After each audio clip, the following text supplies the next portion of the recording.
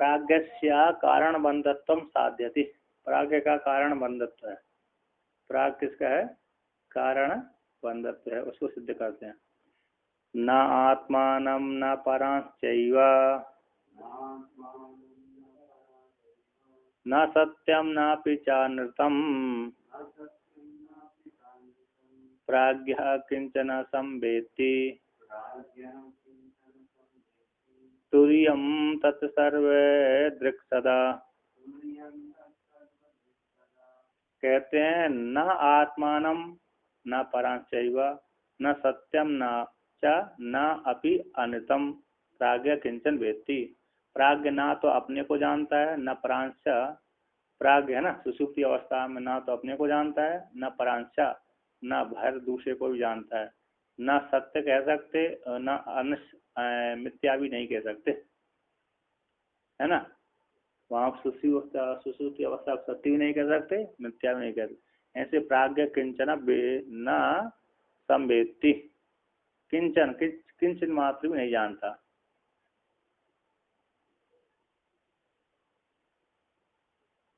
न सत्य को न असत्य को जाना, है ना।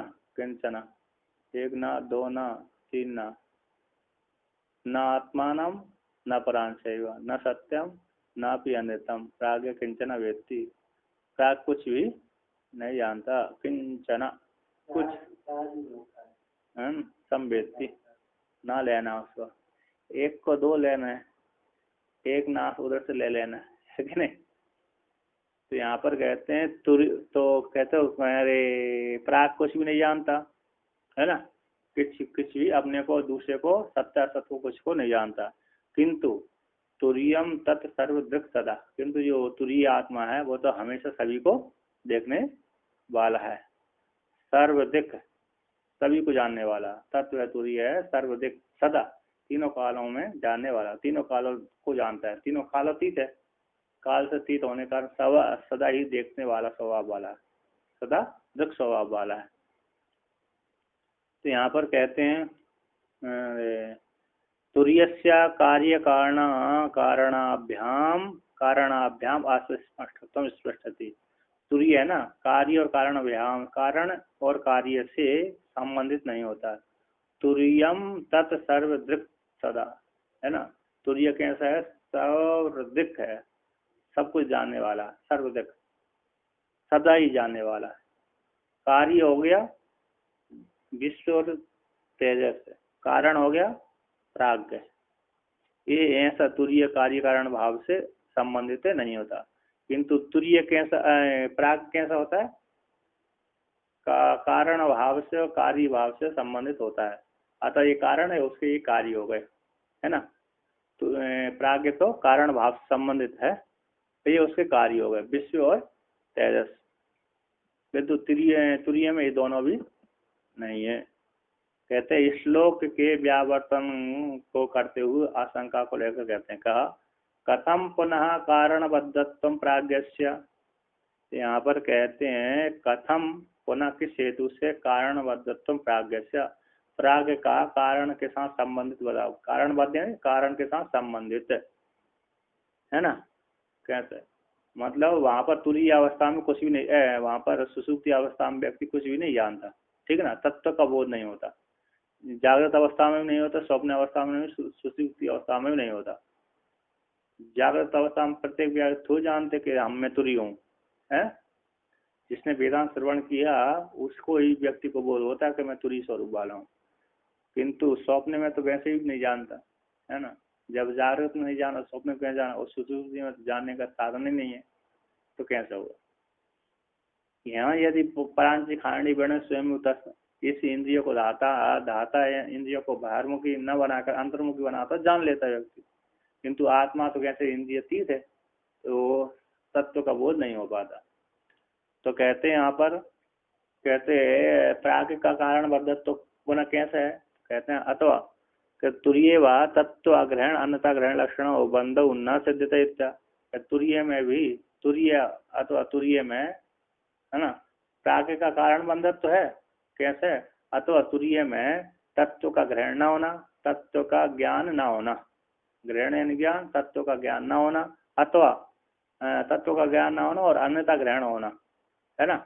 अन्यथा ग्रहण मतलब अन्य प्रकार, रस्सी को सर पर देख रहना, ये अन्यथा ग्रहण हो गया। शरीर में आत्म तो बुद्धि हो गई, अन्यथा ग्रहण हो गया। अपने में आत्मा में कर्ता भोक्ता आरोपण कर लिए, अन्यथा ग्रहण हो गया। एक तो तुरीय का आत्म स्वरूप नहीं जानता और दूसरा अन्यथा ही ग्रहण कर लेता है। ये लक्षण बंधव न सिद्धता तुरीय, तुरीय में सिद्ध नहीं होते, ठीक ना। ये बंध के लक्षण, बंध के हेतु है ना, कौन, तत्व ग्रहण न होना और अन्यथा ग्रहण हो जाना, ये बंध के हेतु हैं, ये दोनों सिद्ध तुरीय में नहीं होते। तो बा शब्द मूल में आया टीकाकार में, भगवान भास्कर ने दिया, तो कहते बा शब्दात कथम इति अस्य अनुवृत्ति सूचते। तो बा शब्द से कथम शब्द की अनुवृत्ति हो जाती, किस हेतु से, ये तत्व का ग्रहण और अन्यथा ग्रहण लक्षण ये दोनों तुरीय में नहीं सिद्ध होते, है ना, कैसे नहीं होते। तो इस प्रकार से कहते हैं यस्माद, यस्माद को टीकाकार कहते हैं प्रथम चौद्य उत्तर पात्र व्यष्टि, प्रथम पाद की शंका को, प्रश्न को उत्तर पात्र के द्वारा व्याख्यान करते हैं। कहते हैं, क्या कहते हैं, यस्मात् यस्मात् आत्मलक्षणम अविद्या बीज प्रसूतम बाह्यम द्वैतम ज्ञातो न किंचन असंवेत्ति यथा विश्व तेजसौ, है ना। यथा यस्मात् जिस हेतु आत्मविलक्षण, आत्मा से जो विलक्षण अविद्या बीज की उत्पत्ति का हेतु है ना। आत्मा से विलक्षण है, आत्मा का ज्ञान होना ही, आत्मा का ज्ञान न होना ही अविद्या का बीज है ना। आत्मा का ज्ञान न होना, आत्मा ज्ञान से भिन्न ज्ञान होना जगत की उत्पत्ति का हेतु है। तो कहते आत्मा से विलक्षण अविद्या जो बीजभूत जगत को प्रसूत है, जगत को उत्पन्न करती है।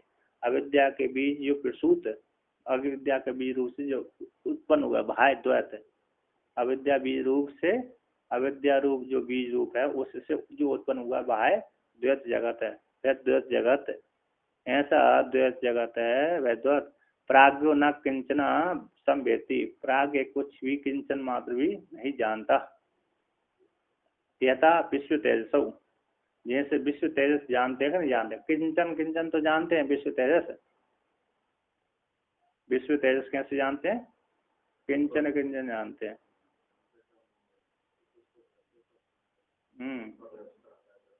जागृत में थोड़े बहुत पदार्थ याद नहीं, स्वप्न में थोड़े बहुत पदार्थ, किंतु सुसुप्ति में तो कुछ भी नहीं जानता। तो कहते हैं यस्मात् आत्म से विलक्षण अविद्या का, अविद्या भी, अविद्या की उत्पत्ति का हेतु, अविद्या अज्ञान, अविद्या, अविद्या ही बीज है ना। अविद्या बीज की उत्पत्ति का हेतु, अविद्या बीज से प्रसूत जो अविद्या बीज से उत्पन्न हुआ जो बाह्य द्वैत है, ऐसे बाह्य द्वैत को आत्मा से विलक्षण अविद्या बीज से उत्पन्न होने वाला जो बाह्य द्वैत को, ऐसे बाह्य द्वैत को प्राग न किंचन संवेत्ति, प्राग कुछ भी नहीं जानता। अविद्या से उत्पन्न हुआ जगत कैसे उत्पन्न हुआ, अविद्या, प्राग की संज्ञा भी कब होगी, जब अविद्या होगी, है ना। प्राग की संज्ञा भी तब कर सकते हैं हम, अविद्या होगी, अज्ञान नहीं है तो प्राग संज्ञा भी नहीं हो सकती, होती है, नहीं होगी। हाँ है।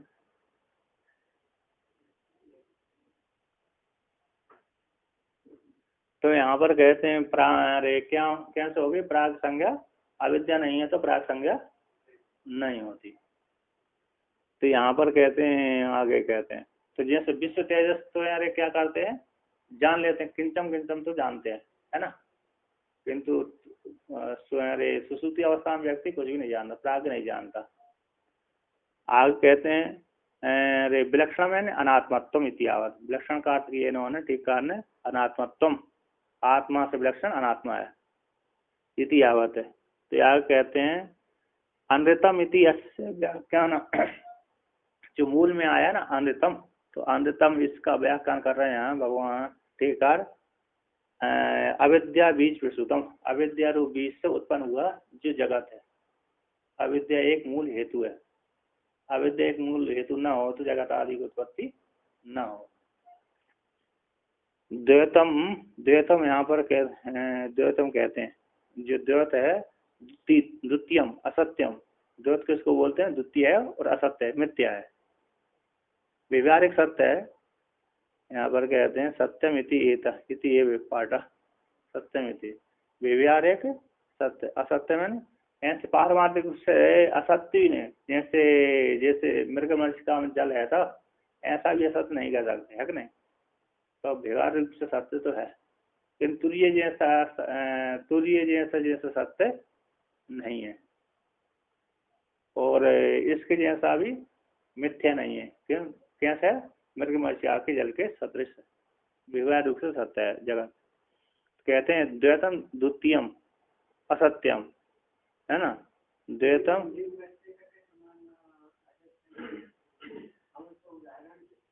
है?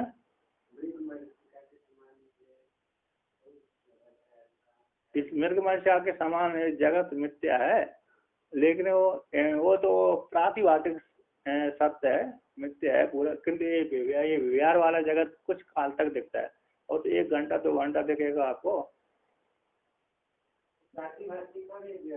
ये व्यवहारिक सत्य है।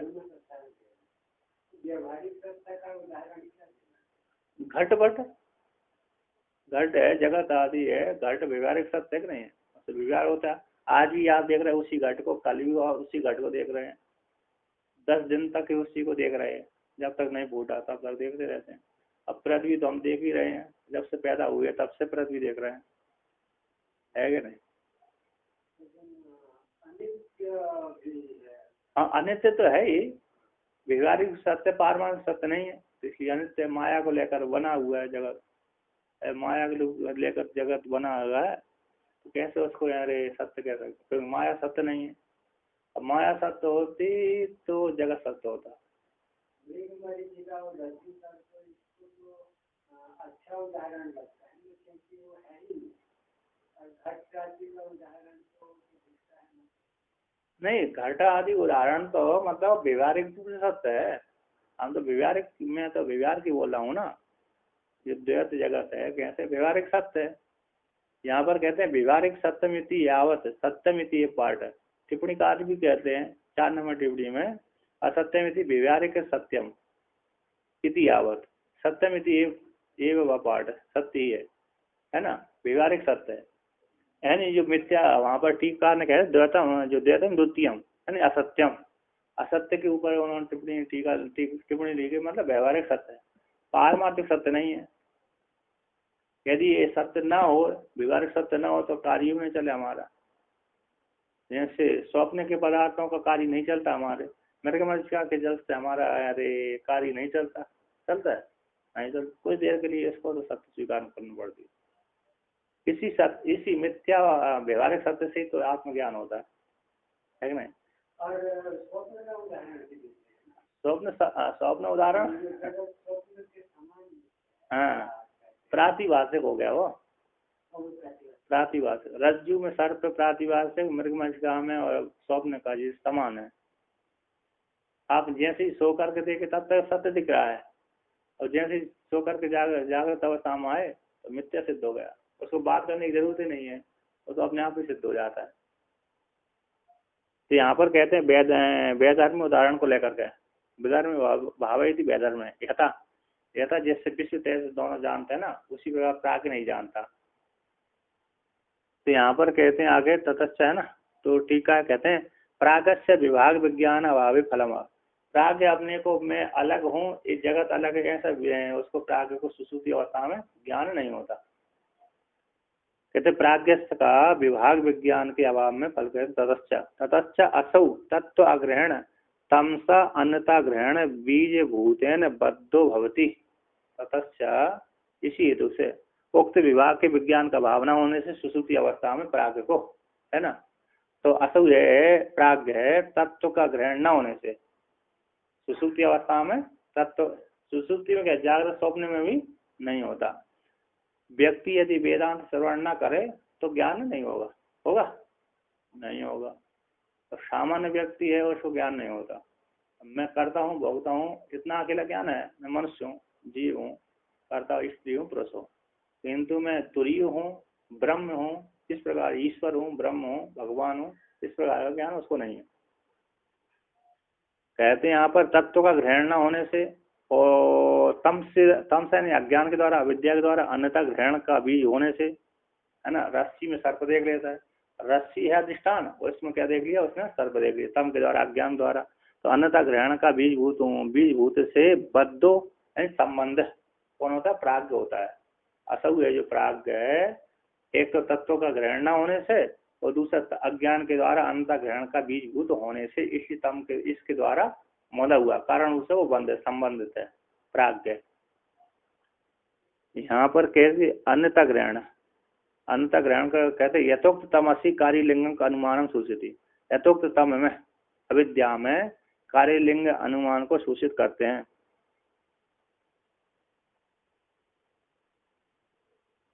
अन्यथा ग्रहण आत्मा से अतिरिक्त भाव उपादानकत्व भावकारी होने से घटादि के समान इति एवं वेद अनुमान जान लेना चाहिए। तो इस प्रकार से तो तम के द्वारा अन्यथा ग्रहण का बीजभूत, अन्यथा ग्रहण रस्सी में सर्प देख लेना, आत्मा में शरीर में आत्मबुद्धि देख लेना, है ना। स्थूल शरीर में क्या हो गया, आत्मबुद्धि, अन्यथा ग्रहण हो गया। तो अन्यथा ग्रहण का बीजभूत होने से ये प्राज्ञ कारण से बद्ध है ना, क्योंकि ये प्राज्ञ ना हो तो जागृत में व्यक्ति नहीं आएगा, स्वप्न में नहीं आएगा। तो प्राग यदि आप अविद्या को स्वीकार न करे तो सृष्टि ना हो। तो आगे कहते हैं द्वितीयम चौद्यम चतुर्थ पाद व्याख्यान प्रत्याख्यायति। द्वितीय प्रश्न को, द्वितीय को शंका उठा करके, है ना, द्वितीय को खंडन करके चतुर्थ पाद के व्याख्यान से खंडन करते हैं।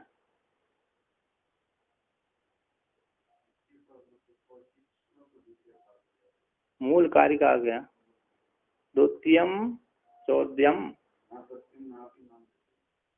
द्वितीयम चौद्यम है चतुर्थ पाद के व्याख्यान के द्वारा। चौथा पाद तुरीय तत्सर्व दृक् सदा और न सत्यम ना पियान, तो ये ठीक है, द्वितीय हो गया। हाँ तुरीय, जैसे सत्य भी नहीं असत्य भी नहीं है, जैसे प्राज्ञ है अविद्या है, अविद्या को सत्य भी नहीं कह सकते असत्य भी नहीं कह सकते। और आत्मानम न परांश, न आत्मा को जानता न परांश को जानता, ये पहले खंडन कर दिया। सवाल कहते हैं यस्मात् तुर्यम तत् सर्वदृक् सदा, है ना, जिस हेतु से तुरीय आत्मा है, तत्व है तुरीय, सर्वदृक् है, सभी का साक्षी है। सर्वदृक् है, सभी का साक्षी, दृक् है ना, दृंग स्वरूप में। तुरीय को क्या बोलते हैं, दृंग स्वरूप है, दृक् स्वरूप है, जैसे सूर्य के जैसे है। और सर्वदा सदा तीनों कालों में सभी को प्रकाशन करने वाली है। तुरीयाद अन्यस्य अभावात सर्वदा सदा एव इति सर्वं च तद्दृक् इति सर्वदृक् तस्मात् न तत्व अग्रहण लक्षणम बीजम तत्र। कहते हैं इसलिए तुरीय से अन्य का अभाव होने से, तुरीय से भिन्न कोई दूसरा है नहीं है, आत्मा से ब्रह्म से भिन्न कोई दूसरा है ही नहीं है। तो तुरीय से भिन्न ब्रह्म से भिन्न अन्य का भाव न होने से, अन्य न होने से सर्वदा तीनों कालम सदा ही, सर्वम च तद्दृक् से ही सर्वदा, तो तीनों कालों में देखता है, हमेशा देखता ही रहता है। कर्म धारा समास कर दिया, सर्वम च दृक्, है ना, सर्वम च तद्दृक् इति सर्वदृक्, सर्वदृक् होने से, इसलिए तस्मात् इसी हेतु से, न तस्मात् है ना, इसी हेतु से तत्व का ग्रहण, तत्व का अग्रहण लक्षण, बीज जो बीज है, तत्व का अग्रहण लक्षण जो बीज कौन है, प्राज्ञ में, वो तुरीय में विद्यमान नहीं रहता। अर्थात हमेशा वो देखती रहती है। जो हमेशा ही आत्म रूप से अपने को जानता है, वो तत्व का अग्रहण कैसे करेगा। मैं देवदत्त अपने आप से जान रहा हूँ, तो मैं देवदत्त नहीं हूँ, यज्ञदत्त हूँ, इस प्रकार का ज्ञान नहीं होता। तो तुरीय हमेशा अपने आप अपने स्वरूप को जानती है, मैं ब्रह्म हूँ, है ना, शंका नहीं होता। तो शंका नहीं होगी तो फिर उसमें तत्व का ग्रहण कहाँ से आएगा, यानी बीज संबंध कैसे आएगा, प्राज्ञ संज्ञा उसकी कैसे होगी। तो यहाँ पर कहते हैं तत्र उस तुरीय में तत्व का आग्रहण लक्षण में बीज है, न संभवती, संभव नहीं होता। टीकाकार ऐसी कहते हैं सदा एव तुरीयस्य, सदा ही तीनों काल में ही, तुरीय से अन्यस्य अभावात, तुरीयन ब्रह्म से अन्य का भाव न होने से, तुरीयम एव सर्वम, तुरीयम तुरीय ही, सर्वम च सर्वम तच्च सदा दृक् रूपम, तुरीय ही सर्वम है, तुरीय ही कैसे सर्व है, और तद वह तुरीय है सदा दृक् स्वरूप है, सदा कैसी है, दृक् स्वरूप है। यस्मात् इस हेतु से, जिस हेतु से तुरीय ही ब्रह्म है सर्व है, जिस हेतु से सभी को जानने वाली है, यस्मात् जिस हेतु से, तस्मात् उसी हेतु से वो सर्वदृक् कहलाती है। इति योजना तत्र का अर्थ का दिया तुरीय में, उस तुरीय में बीज लक्षण जो प्राज्ञ है वो न विद्यमान थे। बीज लक्षण का होता है तत्व का ग्रहण न होना, मैं ब्रह्म हूँ इस प्रकार का ग्रहण न होना, तो बीज लक्षण प्राज्ञ कहलाता है। यदि मैं ब्रह्म हो गया, मैं ब्रह्म हूँ इस प्रकार का ज्ञान हो गया, तो वो बीज लक्षण नहीं कहलाता। तो कहते हैं परिपूर्ण है, उसी को कहते हैं परिपूर्णम चिद एकतानम तुरीयम परामर्श्यते। तत्र शब्द है ना, जो तत्र शब्द से जो परिपूर्ण चिद एकतान तुरीय का परामर्शन किया गया है, जाना तुरीय में ये बीज भाव लक्षण नहीं होता। अतएव, अतः है ना, अतएव, अतएव कहाँ से आया, आगे आ गया। तो कहते हैं तत्व प्रसूतस्य अन्यता ग्रहणस्य अपि अतएव अभावो नहीं सवितरी सदा प्रकाशात्मके तद वृद्धम अप्रकाशनम अन्यता प्रकाशनम वा संभवति। तत् तत् यानी अज्ञान का प्रसूत, अज्ञान के द्वारा उत्पन्न हुआ, अविद्या जो बीज, बीज के द्वारा है ना, और बीज कब बनेगा जब अविद्या होगी, प्राज्ञ संज्ञा कब होगी, जब उसने माया को स्वीकार कर लिया। तो कहते हैं तत्व प्रसूत अज्ञान के द्वारा बीज भाव से उत्पन्न है ना, कैसे हो जाए, अरे आत्मा से विलक्षण अविद्या बीज से उत्पन्न होने वाला भाव है ना। तो यहाँ पर कहते हैं तत्प्रसूत अविद्या बीज से उत्पन्न, अविद्या बीज से उत्पन्न होने वाला अज्ञान का, अज्ञान से प्रसूत जो जगत का अन्यता, अन्यता ग्रहण वाले जगत का उत्पन्न, अन्यता ग्रहण होने वाले जगत का वो तुरीय में विद्यमानता नहीं रहती। तो कहते हैं तुरीय जो अन्यता, अब माया के द्वारा, अन्य माया के द्वारा उत्पन्न होने वाले जगत का अन्यता ग्रहण का, उस तुरीय में अज्ञान से जो अन्यता ग्रहण होता है, ऐसा तुरीय में विद्यमानता नहीं होती। तुरीय की गृहस्थी अन्यता ग्रहण नहीं होता। तुरीय में कैसा नहीं होता, अन्यता ग्रहण नहीं होता। एक तो तत्व का ग्रहण उसमें नहीं होता, अतः हमेशा तत्व का ही जानती रहती है, और एक अन्यता ग्रहण भी तुरीय में विद्यमानता नहीं रहती। प्राग्ञ में अन्यता ग्रहण होती है, प्राग्ञ में जागृत और स्वप्न में ही अन्यता ग्रहण होता है, किंतु तुरीय में अन्यता ग्रहण नहीं होता। और तत्व का अग्रहण जागृत स्वप्न सुषुप्ति में तीनों होता है, किंतु तुरीय में नहीं होता, वो अपने को ब्रह्म रूप से ही जानता है। अपि तो बीज भाव का अभाव होने से, तुरीय में बीज भाव का अभाव होने से, तो अन्यता ग्रहण का भी अभाव होने से, इसी को टीकाकार कहते हैं अतएव। अतएव का कहते हैं यहाँ पर कारण का अभाव होने पर कार्य की उत्पत्ति नहीं होती। अतएव इसी हेतु से ही बीज भाव का न तुरीय आत्मा में बीज भाव न होने से ही अभाव, बीज भाव का अभाव होने से ही अभाव है, अतः अन्यता ग्रहण का अभाव हो गया। उसमें बीज भाव है नहीं है, तो इसमें तुरीय में, जब तुरीय में बीज भाव नहीं है तो अरे अन्यता ग्रहण कैसे होगा, जागृत स्वप्न में कैसे आएगा, है ना। हमारे पास धन है ही नहीं है तो हम कैसे महल बनाएंगे, महल को खड़ा नहीं कर सकते। हमारे पास धन हो तभी महल को खड़ा कर सकते हैं, इसलिए उसमें बीज भाव है नहीं है तो अन्यता ग्रहण भी नहीं होगा तुरीय में। उसी को उदाहरण देते हैं यहाँ पर, नहीं है ना, हाँ ठीक है, कहते हैं कारण के अभाव, यहाँ पर कहते हैं कारण अभाव है कार्य अनुपत्ति, कारण के न होने पर वे कार्य को, मृत्यु का है नहीं है तो घट की उत्पत्ति नहीं होती, यदि मृत्यु का है तो घट की उत्पत्ति होगी, मृत्यु का नहीं है तो घट की उत्पत्ति नहीं होती। तो कारण के अभाव हो जाने पर कार्य की उत्पत्ति नहीं, अविद्या नहीं है तो, अविद्या नहीं तो जगत भी नहीं है, और अविद्या है तो जगत भी है। कहते तुरीय, यहाँ पर कहते तुरीय तत्व ग्रहण अन्यता ग्रहण और असंभव दृष्टान्त साधित। तुरीय आत्मा में तत्व का ग्रहण न होना, मैं ब्रह्म हूँ इस प्रकार का ग्रहण न होना, ज्ञान न होना, और अन्यथा ग्रहण शरीर में आत्मत्व बुद्धि कर लेना, ये अन्यथा ग्रहण, इन दोनों का तुरीय आत्मा में संभव नहीं है। ये दृष्टांत के द्वारा सिद्ध करते हैं, साधयति सिद्ध करते हैं। क्या कहते हैं? नहीं सवितरी सदा प्रकाशात्मक तद विरुद्धे प्रकाशम अन्यथा प्रकाशम व समवती, यानी क्योंकि सदा प्रकाश स्वरूप वाले सविता में, कौन में? सूर्य भगवान में हमेशा प्रकाश करने वाला है। करता कि नहीं करता? ऐसा कभी भी काल नहीं रहता जहाँ पर सूर्य प्रकाशन न करता। कहते हैं अभी तो प्रकाशन नहीं कर रहा, क्या हमारी आंखों में पर्दा पड़ गया, दिख नहीं रहा सूर्य, जिस दिशा में गया है वहां पर प्रकाशन वो कर रहा है। तो मेरु पर्वत से घूमता है, वो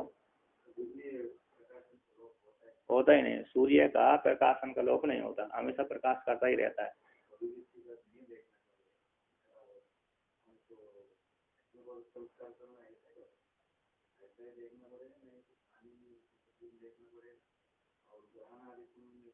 विशेष करके ग्रहण का रहता है।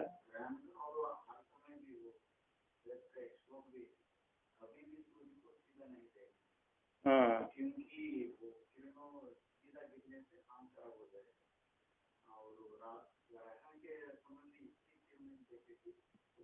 लगता है कि आपको सूर्य की किरण ज्यादा तेज नहीं है, वो कम है ऐसा लगता है, लेकिन वो दिखता ही ऐसा ही दो काल है, इसलिए उस समय चश्मा लगा के देखना पड़ेगा।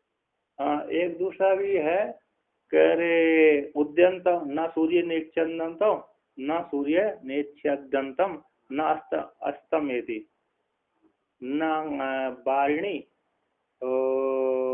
न रे मध्यान्ह, न बारिश में, न मध्यान्ह में, न सूर्य उदित होते में, न अस्त काल में। अतः तो उसका नेच्छिद्यंतम न अस्तमेति, सूर्य उदित को ना देखे और अस्त को ना देखे। उसका तो तात्पर्य है कि आप यदि सूर्य उदित होती हुई देखेंगे, संध्या वंदन कब करेंगे? सूर्य और तात्पर्य है श्लोक का है, ब्रह्म आया था, यदि ब्रह्म सूत्र में तो आया था नेच्छिद्यंतम। तो यहाँ पर कहते हैं यदि आप सूर्य उदय और अस्त होते ही देखेंगे ना, तो संध्या बंधन कब करोगे? संध्या बंधन नहीं कर पाओगे ना।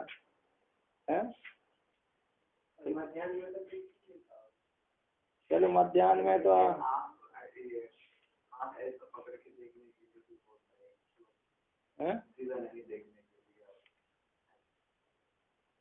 सीधा सीधा चलो वहाँ तो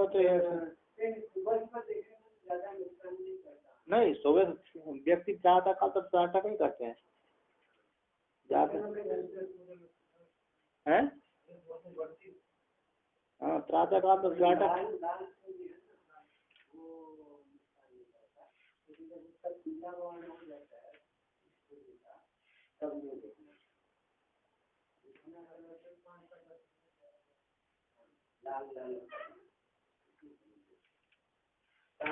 लाल हो जाता है।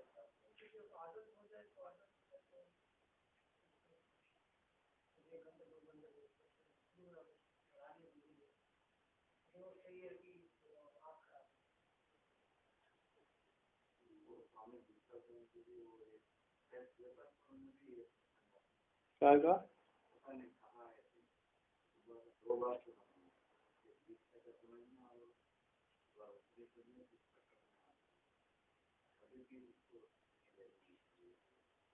नहीं, वो जब प्रसन्न जैसे चंद्रमा जैसे वो धोखा है, इसलिए उस समय वो धोखा को आपको बलि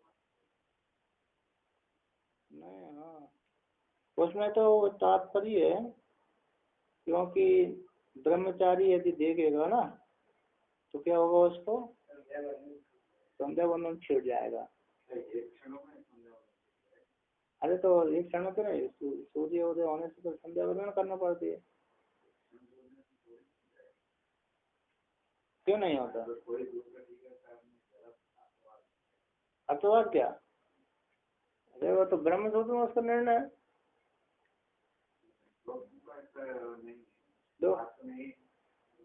उस श्लोक में तो लिखा है, उसमें श्लोक में मैंने यहीं पर देखा था, कहाँ भग गया इसमें है ना, निच्छेद्यंतम सूर्य, ना उगते हुए सूर्य को देखो ना डूबते हुए देखो, अस्त होते को। यदि आप उगते हुए सूर्य को देखेंगे तो संध्या वंदन कब करोगे?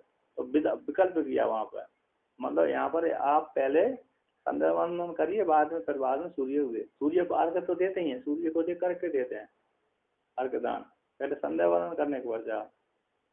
तो वहां पर मध्याह्न, हाँ ये भी क्या है, उदित होते ही नहीं देखे, अस्त होते ना देखे, मध्याह्न के काल के सूर्य को ना देखे, वो बारिश होने के जिस काल में बारिश हो रही है ना उस काल में ना देखे।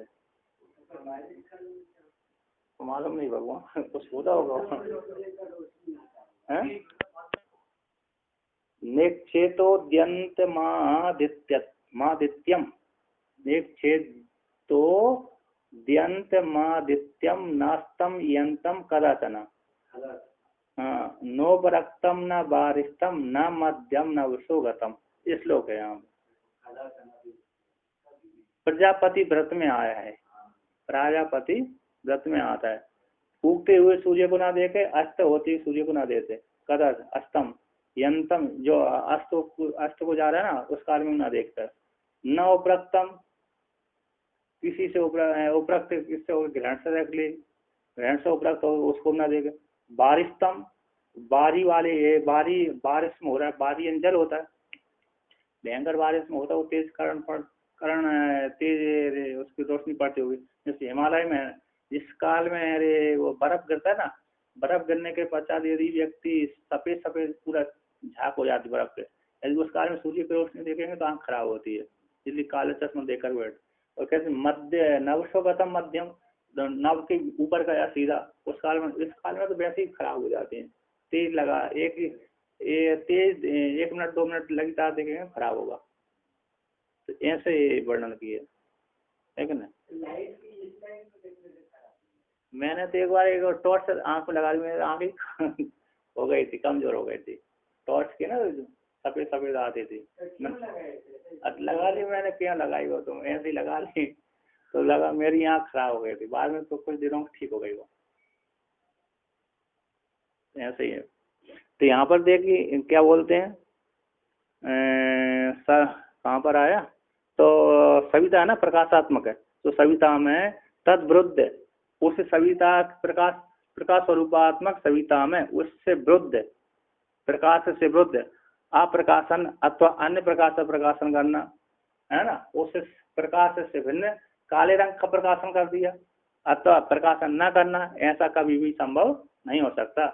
ऐसे घट को प्रकाशन करना है, घट को प्रकाशन न करके पट को प्रकाशन कर दे, सूर्य भगवान सूर्य घट को प्रकाशन करना है, उसको न करके क्या कर दिया, जैसे हमने रस्सी में सर्प देख लेते ना भ्रांति अन्य प्रकार से, उसी प्रकार सूर्य के प्रकाश से ऐसा नहीं कर, घट को घट ही, घट के साथ जब सूर्य का संबंध होगा तो घट ही प्रकाशन करेगा, पट के साथ संबंध होगा तो पट का ही प्रकाशन करेगा।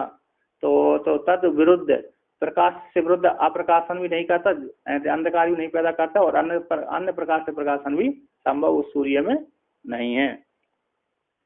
तो उसी को आगे कहते हैं, दो है नहीं दृष्टो, हाँ पुनः श्रुति कहते हैं यहाँ पर, यत्तु तुरीय से सदा दृक्कात्मकत्वम तत्र प्रमाणम, जो तुरीय का सदा दृक् स्वरूपात्मक है, तुरीय परमात्मा ब्रह्म है, हमेशा कैसा है, दृक् स्वभाव वाला है, तुरीय का सदा दृक् आत्मा जो कहा गया उसमें प्रमाण कहते हैं, बृहदारण्यक की श्रुति देते हैं, नहीं दृष्टुर दृष्टेर विपरिलोपो विद्यते अविनाशित्वात्, यानी क्योंकि दृष्टा की जो नित्य दृष्टि है, दृष्टु यानी साक्षी का जो बिना इंद्रियों के द्वारा देखता है, ऐसी दृष्टा की दृष्टि है नित्य दृष्टि, उस नित्य दृष्टि का कभी भी परिलोप नहीं होता, क्योंकि वो अविनाशी होने से, नित्य जो दृष्टि है ना उसकी चेतन शक्ति, उसका कभी भी लोप नहीं होता, हमारा कभी भी लोप नहीं होता है ना, हम जो ब्रह्म है उसका कभी लोप नहीं होता, हमारे शरीर का लोप हो रहा है, लिंग शरीर का लोप हो रहा है, किंतु हमारा लोप नहीं होता, क्यों, हम नित्य हैं, शून्य का भी पृथक है। तो यहाँ पर कहते हैं अथवा, भगवान भास्कर विकल्प कहते हैं अथवा, तो अथवा कहते हैं चतुर्थ पाद को प्रकारांतर के द्वारा योजित, अथवा कहते तो जागृत स्वप्नयोः सर्वभूत अवस्था सर्व वस्तु दृक् आभासः तुरीय एव इति सर्वदृक् सदा। अथवा जागृत अवस्था स्वप्न अवस्था, इन दोनों अवस्थाओं में जितने ही प्राणी हैं, व्यक्ति कब देखते हैं? स्वप्न अवस्था में देखते हैं, जागृत अवस्था में देखते हैं, है ना। दो ही अवस्था में व्यक्ति क्या देखता है? देखता है, विचार करता है। जागृत अवस्था में विचार करता है, स्वप्न अवस्था सुषुप्ति में कोई विचार ही नहीं होता है। तो कहते जागृत अवस्था के प्राणी, स्वप्न अवस्था के प्राणी, ऐसे उन सारे प्राणियों को जागृत स्वप्न के सर्वभूतों में स्थित, इन सारे प्राणियों के भूतों में स्थित होता हुआ जो परमात्मा है ना। जागृत अवस्था के प्राणियों में, स्वप्न अवस्था के प्राणियों में, इन सारे प्राणियों में स्थित होता हुआ, सर्वभूतों में अवस्थित है। इस तरह इष्टागति ने बताओ, उसमें स्थित होता हुआ सर्व वस्तु दृक, सारे वस्तुओं का दृक है, सारे वस्तुओं को साक्षी, आभासा, प्रकाशन करने वाला, तुरीय ही है ना। तुरीय, वही तुरीय कर रहा, उससे भिन्न कोई दूसरा है नहीं। सारे वस्तु का दृक स्वभाव वाला, संपूर्ण वस्तुओं को प्रकाशन करने वाला का स्वभाव जिसका है, दृक का आभास, प्रकाशन करने वाला, सारे वस्तुओं का दृक आभास, वो तुरीय दृक का आभास है, देखने का साक्षी है, जो दिखाता है, देखने की शक्ति जिसमें देता है। ऐसे सर्व वस्तु दृक का आभास वो तुरीय परमात्मा में ही विद्यमान रहता है, इसलिए वो सर्वदृक सदा, सदा वह तुरीय कैसा है? सर्वदृक कहलाता है। जो भी देखता है, जितने भी प्राणी, जागृत के प्राणी, स्वप्न के प्राणी, उन सारे स्वप्न, जागृत स्वप्न के प्राणी में स्थित होकर के वो ही परमात्मा ही, तुरीय परमात्मा ही संपूर्ण वस्तुओं को प्रकाशन करता है, आभास करता है। इसलिए वो तुरीय में ही सारी विद्यमानता होती है, तुरीय ही वो सारे वस्तुओं को प्रकाशन करने से सर्वदृक कहलाता है ना। जागृत और स्वप्न के संपूर्ण भूतों में स्थित होकर के सभी वस्तुओं के साक्षी रूप से तुरीय आत्मा ही प्रकाश कर रहा है, इसलिए वह सदा सबका साक्षी माना गया है, ऐसा हिंदीकार भी कहते हैं। तो आप आगे कहते हैं, तो दूसरी श्रुति रहती है, उदाहरण न अन्यो अतो अस्ति दृष्टि इत्यादि श्रुति है ना। तत्र वहां पर श्रुति को अनुकूल भगवान भास्कर टीका कहते हैं, तत्र वहीं पर किसकी में? नित्य साक्षी में, नित्य साक्षी में, सर्वदृक में, उसी के अनुकूल ही भगवान भास्कर वाक्य के अनुकूल ही श्रुति प्रमाण देते हैं। क्या कहते हैं? श्रुति को अनुकूल करते हैं। कहते न अन्यो अतो अस्ति दृष्टि, उससे भिन्न, किससे भिन्न? अस से, उस, अतो उससे, तुरीय परमात्मा से अन्य भिन्न कोई दूसरा दृष्टा है ही नहीं है।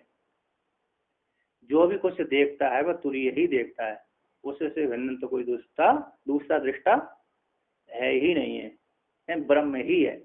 ब्रह्म सत्यम जगन मिथ्या जीवो ब्रह्मैव न परा। इस प्रकार भगवान भास्कर ने क्या ब्रह्म ज्ञानावली ऐसा वर्णन किया।